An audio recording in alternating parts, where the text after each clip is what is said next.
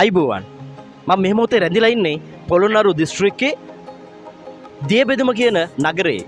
දියබෙදුම කියන නගරය ලැබෙන්නට හේතු වෙලා තිබෙන්නේ මේ ස්ථානෙන් ඔබට මේ පේන ඇල මාර්ගය යන්නේ මින්නේරිය වැවට. මේ පේන ඇල මාර්ගය යන්නේ ගිරතෙලේ වැවට.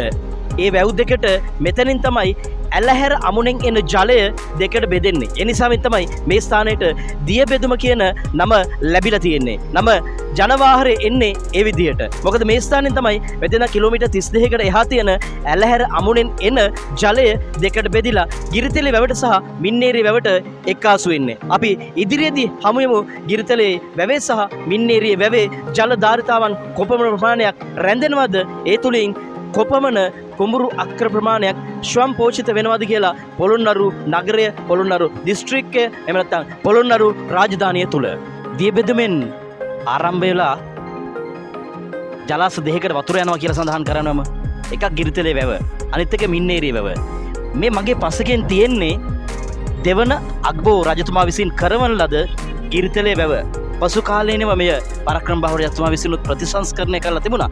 කෙසේ වෙතත් ඇලහැර අමුණෙන් එන ජලය දියබෙදුමෙන් දෙකට වෙන්වලා ගිරිතෙලයට සහ මින්නේරියට ජලය යනවා. ඒන් එකක් තමයි මේ පේන ගිරිතෙල ජලාශය.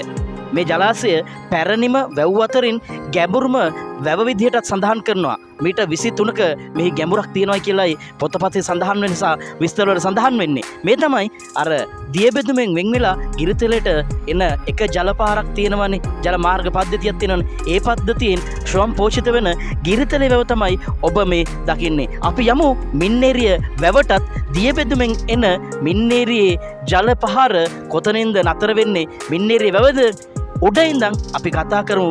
උස්මත් ඉඳන් කතා කරමු මින්නේරියේ වැව ගැනත් තොරතුරු. මේ මගේ පිටුපස්සෙන් වෙන්නට ඔබට දිස් වෙන්නේ ක්‍රිස්තු වර්ෂ 286 මහස්සෙන් රජතුමා විසින් මින්නේරිය නදිය හරස් කරලා ඉදි කරන ලද නැත්තම් කරවන ලද මින්නේරිය ජලාශය. මේ වන විට ඇලහැර අමුණෙන් එන ජලයෙන් ස්වම් පෝෂිත වෙන වැවක් තමයි මින්නේරිය වැව කියන්නේ. මම පෙර සඳහන් කරන්නේ දියබෙදුමට එනම ඇලහැර වතුර දියබෙදුමෙන් දෙකට වෙන් වෙනවා ගිරිතෙලේ වැවට සහ මින්නේරිය වැවට. ඒ මින්නේරිය වැව තමයි මේ තියෙන්නේ. වර්ග කිලෝමීටර් 18.9ක වපසරකින් යුක්ත මින්නේරිය ජලාශය තමයි ඔබ මේ දකින්නේ. ඇලහැර අමුණෙන් එන ජලය දියබෙදුමට ඇවිල්ලා දියබෙදුමෙන් වෙන් වෙලා ගිරිතෙල ජලාශය පෝෂණය කරන වගේම මින්නේරිය මේ ජලාශයත් පෝෂණය කරනවා. අවාරේ සවාරි යන අපිත් එක්ක රැඳෙන්න අපි ඉදිරියේදී බලාපොරොත්තු වෙමු. තව තවත් මෙවැනි වීඩියෝත් සමගින් අවාරේ සවාරි යන මාත් සමග රැඳෙන්න. ස්තුතියි.